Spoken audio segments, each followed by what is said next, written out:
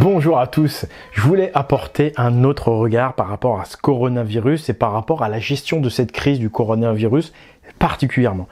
Je vais effectivement critiquer la gestion de la crise du coronavirus par les gouvernements. Les gouvernements parce qu'aujourd'hui, on est dans un monde mondialisé avec quasiment un gouvernement central, en tous les cas mondial. En tous les cas, tous les gouvernements occidentaux s'imitent les uns les autres. L'Italie a décidé de faire quelque chose qui ressemble à un couvre-feu, à une restriction de liberté. Et du coup, la France a suivi, les Américains ont suivi, tout le monde suit.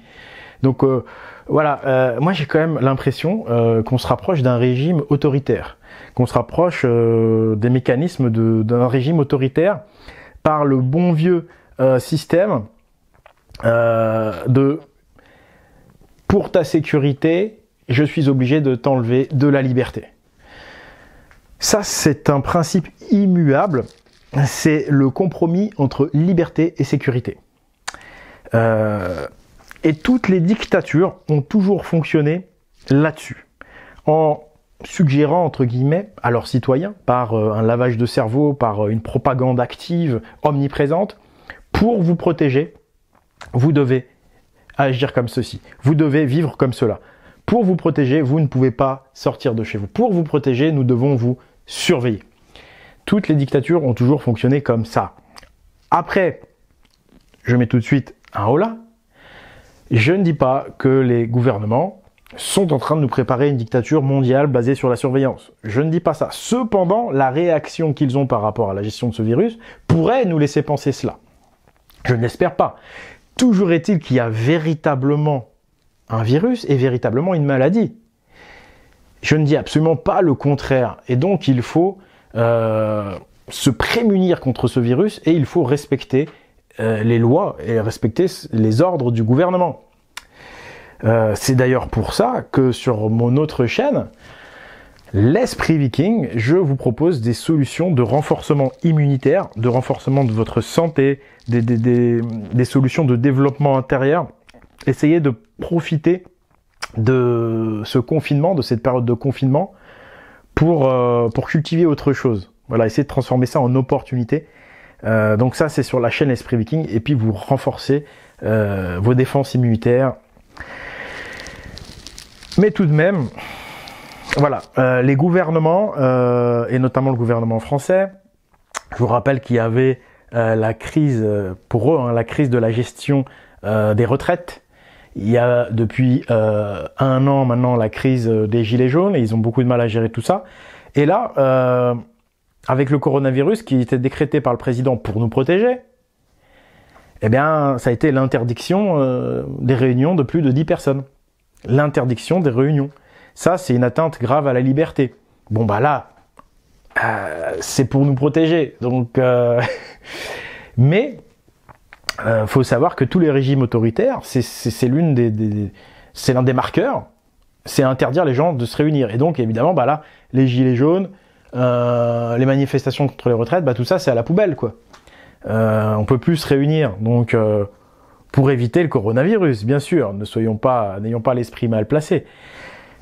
Bref, ce virus existe, encore une fois, je ne dis pas, n'allez pas me faire dire ce que je n'ai pas dit. Mais tout de même, on a l'impression qu'il est bien tombé, ce virus, qui finalement, il est bien tombé pour sauver le gouvernement dans sa gestion de la crise des retraites. Et donc, cette gestion-là, c'est-à-dire que au final, c'est quand même une atteinte à la liberté primordiale de l'humain, de pouvoir sortir de chez lui librement, aller et venir librement de chez soi. C'est le droit divin, j'ai envie de dire.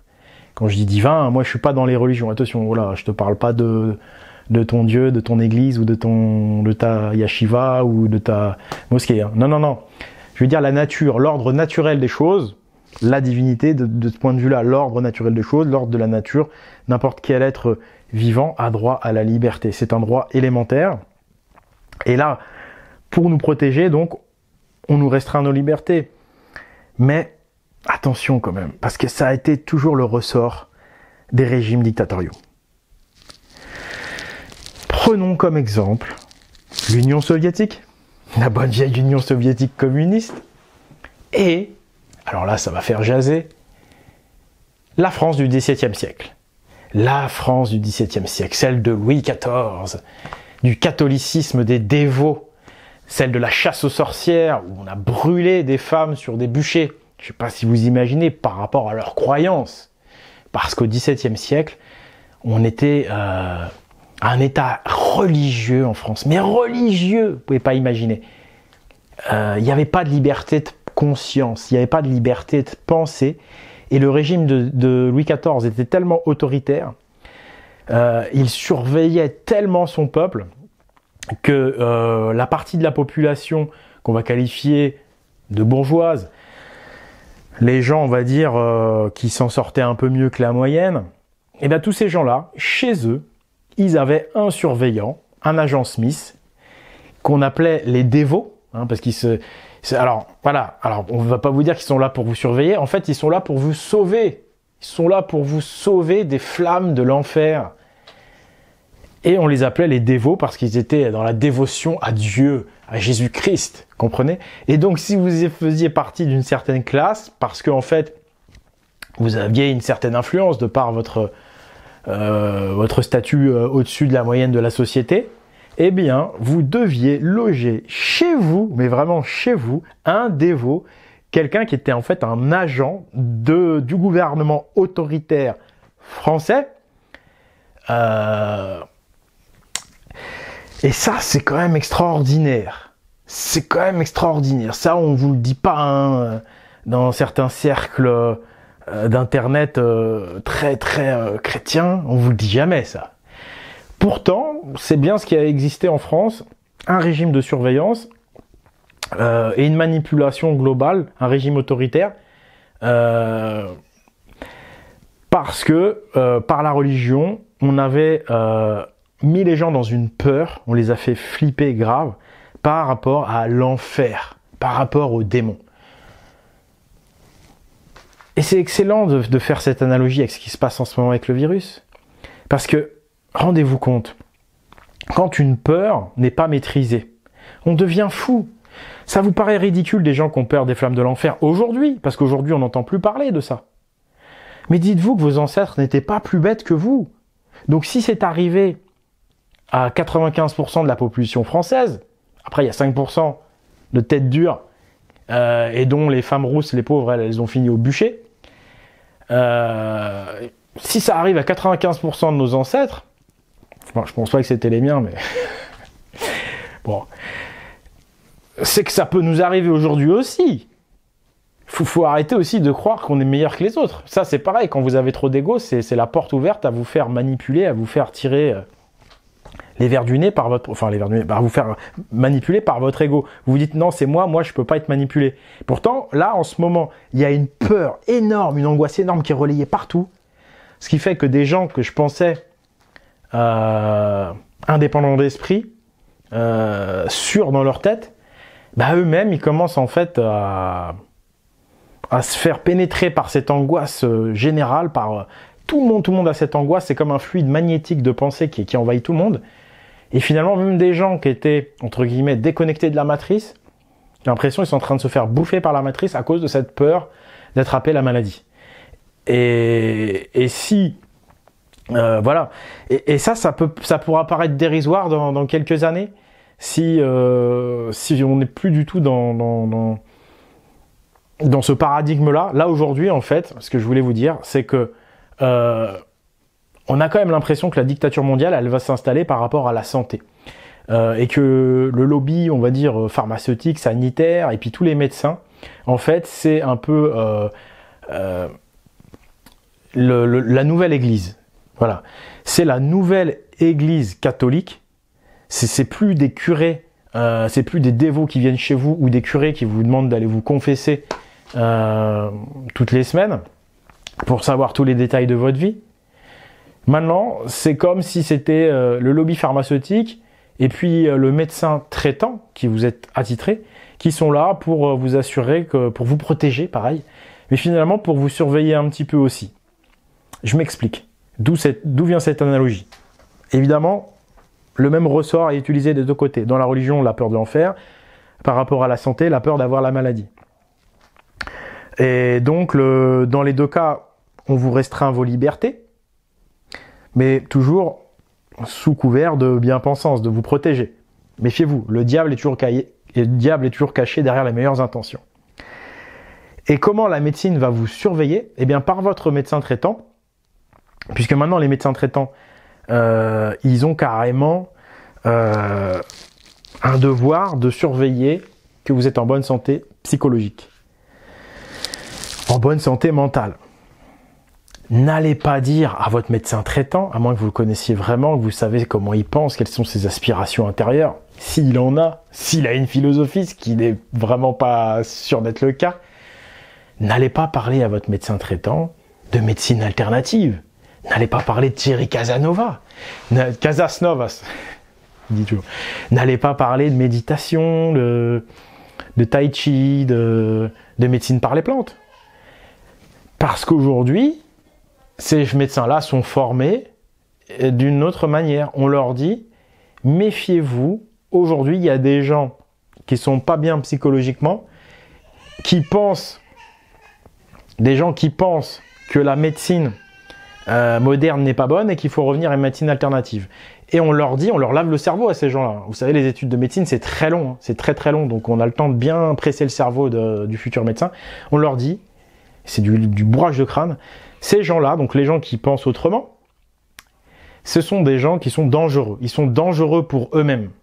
Et ils font même être dangereux pour les autres, puisque là, on est dans la phobie du virus. Quelqu'un qui sort dehors, oh, il est dangereux pour les autres, il va peut-être transmettre le virus. Vous voyez, comme ça va vite. Hein. Et ça, c'est dingue, mais j'ai remarqué ça en discutant avec des amis. J'ai remarqué ça en discutant avec des amis qui ont commencé, voilà, à avoir des complications parce qu'ils mangeaient bio, par exemple, et que il faut faire attention parce qu'après, vous savez, en France, il y a les services sociaux derrière, et les services sociaux, ils ont beaucoup de pouvoir en France. Les services sociaux, ils ont beaucoup de pouvoir. Et d'ailleurs, là aussi, c'est très très critiquable par rapport aux libertés élémentaires qui ne sont pas toujours respectées. Donc, voilà, moi ce que je vous dis, c'est que oui, il y a un virus, il faut faire attention. Je ne dis pas le contraire, respectons les consignes du gouvernement. C'est vrai, c'est logique, au départ, c'est bien vouloir protéger les gens. Mais attention à ce qui peut se cacher derrière. Le diable se cache toujours derrière les meilleures intentions. Et voilà, je vous dis, c'est pas bon. Quand vous avez des déclarations comme ça, où vous avez votre président qui vous dit les Français sont pas assez disciplinés, c'est la guerre, on a l'impression quand même que c'est un dictateur qui dit ça. Moi, je pense qu'on n'est pas obligé de gérer ça comme ça.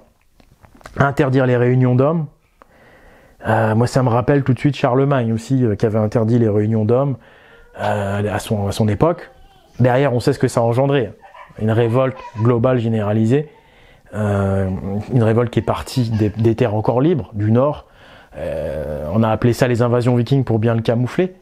Mais c'était une révolte populaire contre la dictature du Sir Charlemagne, qui avait interdit ces fameuses réunions. Parce que c'est pas normal. Aujourd'hui, les réunions de 10 personnes sont interdites pour nous protéger, mais méfions-nous de ce qui se cache derrière. Liberté, sécurité. Tu sais, au nom de la sécurité, tu pourrais tout interdire. On devrait interdire la moto, on devrait interdire la voiture. Pourtant, c'est pas interdit. Et évidemment, parce que au bout d'un moment donné, tu peux tout interdire. La vie elle-même est un risque. La vie elle-même est un risque. Donc, et donc, c'est pour ça que normalement, chacun est libre de prendre ses responsabilités. Chacun devrait pouvoir choisir est-ce que je sors ou pas, est-ce que je prends le risque de choper le virus ou pas. Tu vois Donc voilà. Derrière tout ça, il y a quand même quelque chose d'étrange. Et le fait que les autres gouvernements fassent pareil n'est pas un signe que si c'est vrai, c'est vraiment justifié de ne pas sortir. Non. On est dans un gouvernement, enfin on n'y est pas encore, mais on a l'impression qu'on est maintenant dans un gouvernement mondialisé. Et c'est vrai, quand il y a un seul pouvoir unique, centralisé, le citoyen, le peuple souffre, et souvent ça finit en régime autoritaire avec atteinte aux libertés élémentaires. Et là, je pense qu'on ne doit pas laisser passer ça comme ça. On doit dire oui, renforçons-nous contre le virus, oui, soyons solidaires, oui, prenons des mesures contre cette pandémie, mais attention, ça doit pas être une excuse pour nous voler nos libertés. Toujours penser à ce dilemme liberté-sécurité.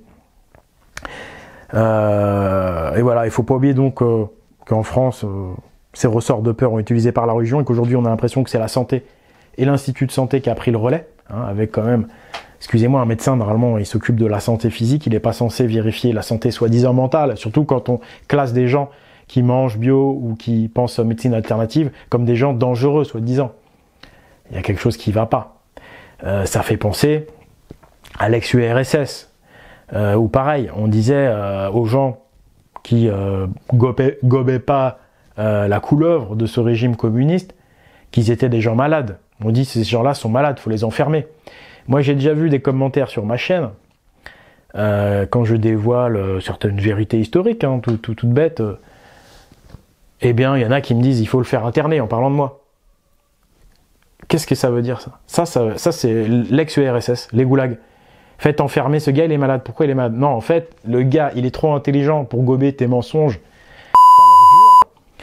Et il t'emmerde. Voilà, c'est ça la vérité.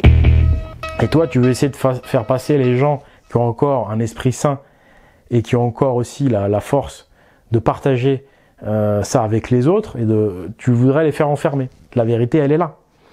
Donc, un régime autoritaire, il a des agents qui surveillent. Ils sont partout dans mes vidéos à commenter. Il y a les caméras maintenant, il y a... Donc moi, je peux pas laisser passer ça et faire comme si rien n'était. Donc, faites pareil. Voilà, il faut respecter les lois, mais attention, il faut pas nous prendre nos libertés. On a des droits élémentaires à défendre, coûte que coûte. Il y a des choses à... faut faire attention. Bon, voilà.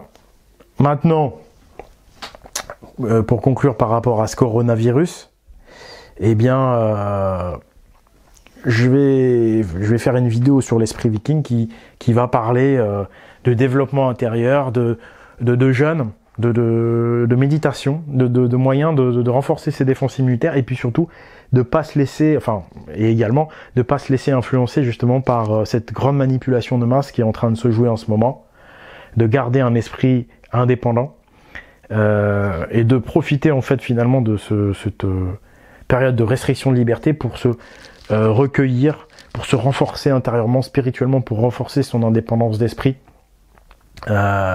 Et pour voilà, se rapprocher de sa vraie beauté intérieure, voilà, et pas se laisser happer par cet immense courant de propagande, d'angoisse là qui pue la merde.